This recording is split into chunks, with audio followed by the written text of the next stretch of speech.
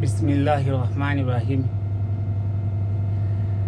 অতি দুঃখের সাথে লক্ষ্য করা যাচ্ছে কোনো একটা রাজনৈতিক দলের ছাত্র সংগঠন যে শিক্ষকদের একটা শিক্ষক প্রায় বিভিন্ন সময় বিভিন্ন দলের বা সংগঠন হয়ে কাজ করতে পারে, মত প্রকাশের স্বাধীনতা সবারই আছে। বাট শিক্ষকরাই অবশ্যই তাদের সম্মানের জায়গায় ছিল এবং থাকবে। কারণ জুলাই ছাত্র আন্দোলনে সবার আগে ছাত্রদের সাথে একত্র, ছাত্রদের সাথে সংহতি, ছাত্রদের সাথে পাশে দাঁড়িয়ে সামনে দাঁড়িয়ে তাদেরকে আগলে রেখে সবার আগে শিক্ষকরাই কিন্তু বৈষম্য বিরোধী ছাত্র আন্দোলনে ফ্যাসিস্ট সরকারকে তাড়ানোতে মুখ্য ভূমিকা পালন করেছিল এবং তারাই সবার আগে ছাত্রদের সাথে সংহতি প্রকাশ করেছিল।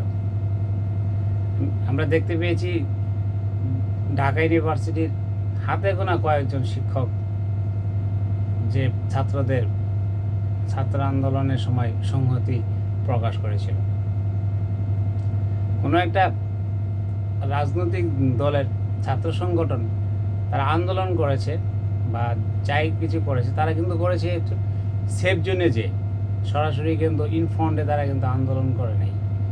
কারণ তারা হচ্ছে নিজেদেরকে কৌশল, তাদের রাজনৈতিক কৌশল চেঞ্জ করে আন্দোলনের ভিতর একটা প্রচেষ্টার ভিতর কৌশল অবলম্বন করে সেফ জোনে যে তারপর তারা আন্দোলনে করেছে এবং তারা আন্দোলন পরবর্তী সময়ে তারা বলেছে এটা তাদের কৌশল ছিল। তো কৌশল থাকতেই পারে, রাজনৈতিক কৌশল থাকতে পারে, বা ইসলামিক পরিভাষায় এ ধরনের কৌশল অবলম্বন করার কোনো ধরনের বৈধতা আছে কিনা সেটা আমি যেহেতু ইসলামী স্কলার না, তাই সেই হিসেবে আমি বলতে পারলাম না। তবে আমি আজকে যে বিষয়টা নিয়ে কথা বলতে চাচ্ছি সেটা হচ্ছে মত প্রকাশের স্বাধীনতা সবার থাকতে হবে এবং সেটা সহনশীল আচরণও সবার থাকতে হবে। শিক্ষকরা অবশ্যই সম্মানের প্রাপ্য, কিন্তু শিক্ষকদেরকে এভাবে হেনস্থা, দৌড়ে ঝাপটে ধরা, তারপর তাদেরকে বিভিন্নভাবে টেনে হিসেবে নিয়ে যেয়ে অপমান অপদস্থ করা, এটা মোটেও কাম্য নয়।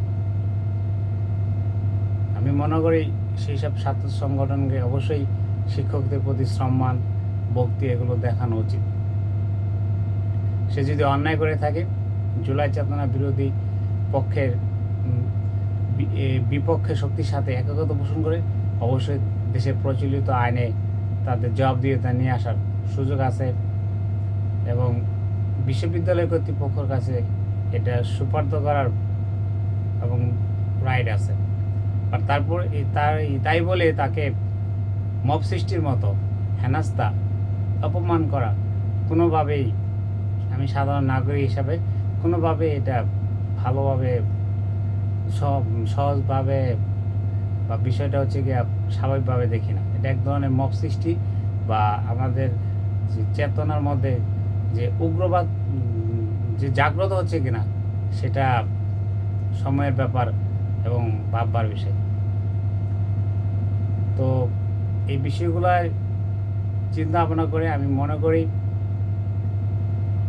মত প্রকাশের স্বাধীনতা, সংহতি, একাত্মতা এবং হচ্ছে মানুষের স্বাধীনতা এবং তার বিভিন্ন ধরনের কথা বলার রাইট আমাদের দেশে থাকতে হবে এবং সাংবিধানিক যে অধিকার সেটার প্রতি অক্ষুণ্ণ রাখতে হবে এবং সব সময় অবশ্যই শিক্ষকদের প্রতি সম্মান দেখাতে হবে। আমি এই বিষয়টার প্রতি দায়িত্বশীলদের বা কর্তৃপক্ষকে অবশ্যই নজর দেওয়ার জন্য অনুরোধ করব। ধন্যবাদ সবাইকে।